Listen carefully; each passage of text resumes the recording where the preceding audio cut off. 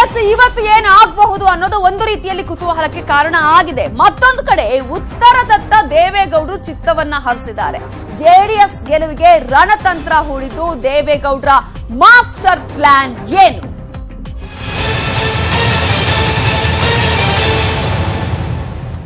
ಮಂಡ್ಯದಲ್ಲಿ ಮಗನನ್ನ ಗೆಲ್ಲಿಸೋದಕ್ಕೆ ಕುಮಾರಸ್ವಾಮಿ ಶಪಥವನ್ನ ಕೈಗೊಂಡಿದ್ದಾರೆ. ಸುಮಲತಾ ಅವರನ್ನ ಸೋಲಿಸೋದಕ್ಕೆ ಟೊಂಕವನ್ನ ಕಟ್ಟಿದ್ದಾರೆ. ದಳಪತಿಗಳು ಮಂಡ್ಯದಲ್ಲೇ ಬೀಡು ಬಿಟ್ಟಿದ್ದಾರೆ. ಇಡೀ ದೋಸ್ತಿ ಸರ್ಕಾರ ಈಗಾಗಲೇ ಮಂಡ್ಯದಲ್ಲೇ ಬೀಡು ಬಿಟ್ಟಿದ್ದು. ಒಂದು ಕಡೆ ದಳಪತಿಗಳು ಸುಮಲತಾವನ್ನ ಸೋಲಿಸೋದಕ್ಕೆ ಟೊಂಕ ಕಟ್ಟಿ ನಿಂತಿದ್ದಾರೆ. ಯಾವ ರೀತಿಯಾದ್ರೂ ನಿಖಿಲನ್ನ ಗೆಲ್ಲಿಸಲೇಬೇಕು ಅಂತ ಈಗಾಗಲೇ ಪ್ರಯತ್ನವನ್ನ ಮಾಡ್ತಾ ಇದ್ದಾರೆ. ಕಾಂಗ್ರೆಸ್ ನಾಯಕರ ಬಲವನ್ನೂ ಕೂಡ ಆಲ್ರೆಡಿ ಮಾಜಿ ಪಿಎಂ ಇದೇ ವಿಚಾರಕ್ಕೆ ಸಂಬಂಧಪಟ್ಟ ಹಾಗೆ ಪಡ್ಕೊಂಡಿದ್ದಾರೆ. ಹಳೆ ಶಿಷ್ಯ ಗೋಪ ಇದ್ರು ಕೂಡ ಸಿದ್ದರಾಮಯ್ಯ ಅವರ ಸಹಕಾರವನ್ನ ಈಗಾಗಲೇ ಪಡ್ಕೊಂಡಿದ್ದಾರೆ. ಇನ್ನೊಂದ್ ಕಡೆ ಗೌಡ್ರ ಕುಡಿ ಗೆಲ್ಲಿಸೋದಿಕ್ಕೆ ಪಣವನ್ನ ತೊಟ್ಟಿದ್ದಾರೆ ಮಾಜಿ ಸಿಎಂ ಸಿದ್ದರಾಮಯ್ಯ ಅವರು. ಇದೇ ಪ್ಲಾನ್ ಮತ್ತೊಂದು ಕಡೆ ಕೂಡ ಪ್ರಯೋಗ ಆಗ್ತಾ ಇದೆ. ಮಂಡ್ಯದಲ್ಲಿ ಆದಂತಹ ಪ್ಲಾನ್ ಅನ್ನೇ ಮತ್ತೊಂದು ಕಡೆ ಬಳಸೋದಿಕ್ಕೆ ಈಗಾಗಲೇ ಸಿದ್ಧತೆಯನ್ನ ಮಾಡಿಕೊಂಡಿದೆ ಮೈತ್ರಿ ಸರ್ಕಾರ. ಇದೇ ಅಸ್ತ್ರವನ್ನ ಬಳಸೋದಕ್ಕೆ ಮುಂದಾಗಿರೋದು ಎಲ್ಲಿ? ಹಾಗಾದ್ರೆ ಗೌಡರ ಮಾಸ್ಟರ್ ಪ್ಲಾನ್ ನ ರಹಸ್ಯ ಏನು ಗೊತ್ತಾ?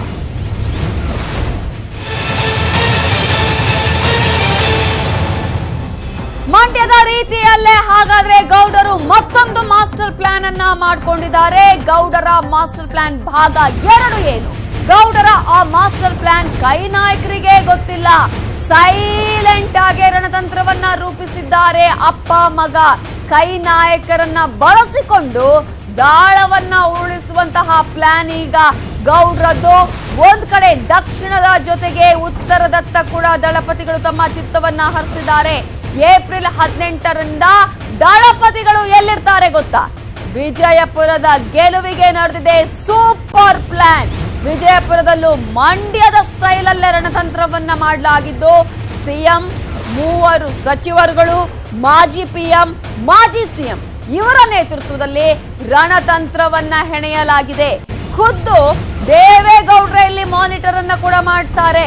ಜೆಡಿಎಸ್ ಅಭ್ಯರ್ಥಿಯನ್ನ ಗೆಲ್ಲಿಸುವ ಜವಾಬ್ದಾರಿ ಕಾಂಗ್ರೆಸ್ನ ನಾಯಕರದ್ದು. 3 ಸಚಿವರ ಮೇಲೆ ಗೆಲ್ಲಿಸುವಂತಹ ಜವಾಬ್ದಾರಿಯ ಹೊಣೆಯನ್ನ ಕೂಡ ನೀಡಲಾಗಿದೆ.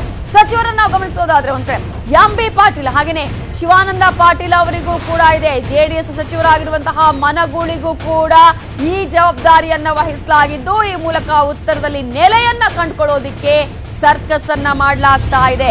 ಎಂಬಿ ಪಾಟೀಲ್ಗೆ ಗೌಡ್ರೆ ಬಿಗ್ ಟಾಸ್ಕ್ ಅನ್ನ ಕೊಡಲಿದ್ದಾರೆ. ರಾಹುಲ್ ಹೆಸರೇಳಿ ಕೈ ನಾಯಕರಿಗೆ ಜವಾಬ್ದಾರಿಯನ್ನ ನೀಡಲಾಗಿದ್ದು, ಅನಿವಾರ್ಯವಾಗಿ ಕೈ ನಾಯಕರಿಲ್ಲೂ ಕೆಲಸವನ್ನ ಮಾಡಲೇಬೇಕಾಗಿದೆ. ಇನ್ನು ಅಹಿಂದ ಮತವನ್ನ ಸೆಳೆಯೋದಿಕ್ಕೆ ಸಿದ್ದರಾಮಯ್ಯ ಅವರನ್ನ ಬಳಕೆ ಮಾಡ್ಕೊಳ್ತಾರೆ ದೇವೇಗೌಡರು. ಒಂದ್ ಕಡೆ ಸಿದ್ದು ಹವಾ, ಮತ್ತೊಂದ್ ಕಡೆ ಎಂಬಿ ಪಾಟೀಲ್, ಶಿವಾನಂದ ಪಾಟೀಲ್ ಅವರ ಶಕ್ತಿಯನ್ನ ಕೂಡ ಇಲ್ಲಿ ತೋರಿಸುವಂತಹ ಪ್ರಯತ್ನ ದೇವೇಗೌಡರ ಬ್ಲೂ ಪ್ರಿಂಟ್ ನಲ್ಲಿದೆ. ವಿಜಯಪುರದ ಆಪರೇಷನ್ ಈ ಒಂದು ದೇವೇಗೌಡರ ಬ್ಲೂ ಪ್ರಿಂಟ್ ಅಲ್ಲಿದೆ. ಹಾಗಾಗಿ ಜೆಡಿಎಸ್ ನಿಂದ ಕಣಕ್ಕಿಳಿದಿದ್ದಾರೆ ಸುನಿತಾ ಚೌಹಾಣ್. ಬಿಜೆಪಿ ಅಭ್ಯರ್ಥಿ ರಮೇಶ್ ಜಿಗಜಿಣಗಿ ಸೋಲಿಸೋದಕ್ಕೆ ಈ ಮಹಾತಂತ್ರವನ್ನ ಹೆಣೆಯಲಾಗಿದ್ದು, ವಿಜಯಪುರದಲ್ಲಿ ಗೆದ್ದು ಉತ್ತರದಲ್ಲಿ ಸ್ಟ್ರಾಂಗ್ ಆಗ್ತಾ ಇದೆ ಜೆಡಿಎಸ್ ಅನ್ನುವಂತಹ ಉತ್ತರದಲ್ಲಿ ಸ್ಟ್ರಾಂಗ್ ನ ಎಂಟ್ರಿಯ ಲೆಕ್ಕಾಚಾರವನ್ನ ಜೆಡಿಎಸ್ ಹಾಕಿಕೊಂಡಿದೆ.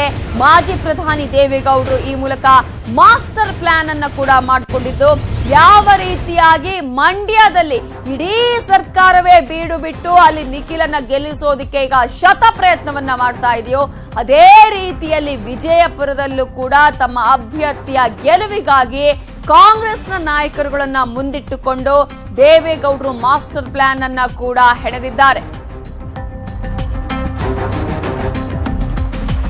ಇದರ ಬಗ್ಗೆ ಡೀಟೇಲ್ಸ್ ಕೊಡೋದಕ್ಕೆ ಪೊಲಿಟಿಕಲ್ ಬ್ಯೂರೋ ಮುಖ್ಯಸ್ಥರಾಗಿರುವಂತಹ ಚಿದಾನಂದ ಪಟೇಲ್ ನೇರ ಸಂಪರ್ಕದಲ್ಲಿದ್ದಾರೆ. ಚಿದಾನಂದ ಪಟೇಲ್, ಒಂದು ರೀತಿಯಲ್ಲಿ ಇಡೀ ಸರ್ಕಾರವೇ ಮಂಡ್ಯದಲ್ಲಿದೆ. ಹಾಗಾದ್ರೆ ಮೊದಲ ಹಂತದ ಕರ್ನಾಟಕದ ಎಲೆಕ್ಷನ್ ಆದ ನಂತರ ಈ ಟೀಮ್ ಹಾಗೇನೆ ಅಲ್ಲಿ ಯಾವ ರೀತಿಯಾಗಿ ಮಂಡ್ಯದಲ್ಲಿ ವರ್ಕ್ ಆಯ್ತು ಅದೇ ರೀತಿಯ ಪ್ಲಾನ್ ವಿಜಯಪುರದಲ್ಲಿ ನಡೆಸುವ ಸಾಧ್ಯತೆ ಇದೆಯಾ? ಅದರ ಹಿಂದಿರುವ ಹಿನ್ನೆಲೆಗಳು ಏನೇನು, ಯಾವ ರೀತಿಯಾಗಿ ಈ ಒಂದು ಟೀಮ್ ವರ್ಕ್ ಮಾಡುವಂತಹ ಚಾನ್ಸಸ್ ಇದೆ?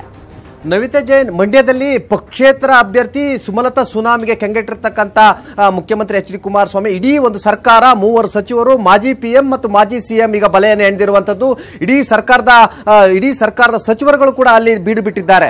ಆ ಮುಖಾಂತರ ಮುಖ್ಯಮಂತ್ರಿ ಪುತ್ರರನ್ನು ಗೆಲ್ಲಿಸಲು ಪಣ ತೊಟ್ಟಿದ್ದಾರೆ.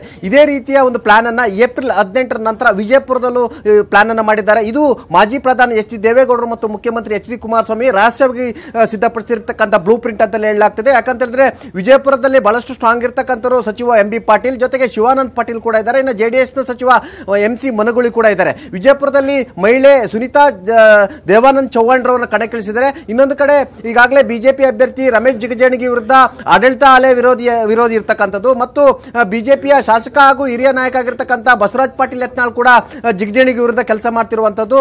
ಇದರ ಲಾಭವನ್ನು ಪಡೆಯಲು ಇದೀಗ ಮಾಸ್ಟರ್ ಪ್ಲಾನ್ ಅನ್ನು ಮಾಡಿದ್ದಾರೆ. ಆ ಮುಖಾಂತರ ರಾಹುಲ್ ರವರು ದೋಸ್ತಿ ಹೆಸರು ಹೇಳಿ ಏನು ಈಗಾಗಲೇ MB ಪಾಟೀಲ್ ರವರಿಗೆ ಸೂಚನೆ ಕೊಟ್ಟಿರುವಂತದ್ದು. ಈ ಚುನಾವಣೆ ಜವಾಬ್ದಾರಿ, ವಿಜಯಪುರದ ಗೆಲ್ಲಿಸುವ ಜವಾಬ್ದಾರಿ ಆರೋಗ್ಯ ಸಚಿವ ಹಾಗೂ ಗೃಹ ಸಚಿವರ ಜವಾಬ್ದಾರಿ ಅನ್ನೋ ಒಂದು ಹೆಸರನ್ನು ಹೇಳಿರೋದು. ಹಾಗಾಗಿ ರಾಹುಲ್ ಭಯಕ್ಕಾಗಿ ಅನಿವಾರ್ಯವಾಗಿ MB ಪಾಟೀಲ್ ಕೂಡ ಕೆಲಸ ಮಾಡುವ ಸ್ಥಿತಿ ನಿರ್ಮಾಣವಾಗಿದೆ. ಮತ್ತೊಂದು ಕಡೆ ಈಗಾಗಲೇ ಬಾದಾಮಿಯಲ್ಲಿ ಬಿಡಲಿರ್ತಕ್ಕಂಥ ಸಿದ್ದರಾಮಯ್ಯರನ್ನು ಬಳಸಿಕೊಳ್ಳೋದು, ಆ ಮುಖಾಂತರ 5 ಮತಗಳನ್ನು ಸೆಳೆಯೋದು, ಅಲ್ಲದೆ ಇಡೀ ಸರ್ಕಾರ ಅಂದ್ರೆ ಮುಖ್ಯಮಂತ್ರಿ ಮತ್ತು ಮಾಜಿ PM ಕೂಡ ಅಲ್ಲಿ ಬಿಡುವುದು. ಆ ಮುಖಾಂತರ ವಿಜಯಪುರದಲ್ಲಿ ಲೋಕಸಭಾ ಚುನಾವಣೆ ಗೆಲ್ಲುವ ಮುಖಾಂತರ ಉತ್ತರ ಕರ್ನಾಟಕದಲ್ಲಿ ಕೂಡ JDS ದೊಡ್ಡ ನೆಲೆಯನ್ನು ಕಂಡುಕೊಳ್ಳಲು ಈ ರೀತಿಯ ಮಾಸ್ಟರ್ ಪ್ಲಾನ್ ಅನ್ನು ಮಾಡಿದ್ದಾರೆ. ಒಟ್ಟಾರೆ ಚಾಮುಂಡೇಶ್ವರಿ ಸೋಲನ್ನು ಮರೆತಿರ್ತಕ್ಕಂಥ ಸಿದ್ದರಾಮಯ್ಯನವರು ರಾಹುಲ್ ಗಾಂಧಿ ಸೂಚನೆ ಮೇರೆಗೆ ಅನಿವಾರ್ಯವಾಗಿ ದೇವೇಗೌಡರ ದಾಳಕ್ಕೆ ಬೀಳುವಂತ ಪರಿಸ್ಥಿತಿ ನಿರ್ಮಾಣವಾಗಿರುವಂತದ್ದು. ಅದೇ ರೀತಿ ಏಪ್ರಿಲ್ 18ರಂತ ಮಂಡ್ಯದ ಸ್ಟೈಲ್ನಲ್ಲಿ ವಿಜಯಪುರದಲ್ಲೂ ಕೂಡ ಚುನಾವಣಾ ರಣತಂತ್ರ ರೂಪಿಸುವಲ್ಲಿ ಈಗಾಗಲೇ ಎಲ್ಲಾ ರೀತಿಯ ತಯಾರಿಯನ್ನು ಮಾಡಿಕೊಂಡಿದ್ದಾರೆ Navita Jain. Okay, thank you Chidanand Patel ಡೀಟೇಲ್ಸ್ಗೆ.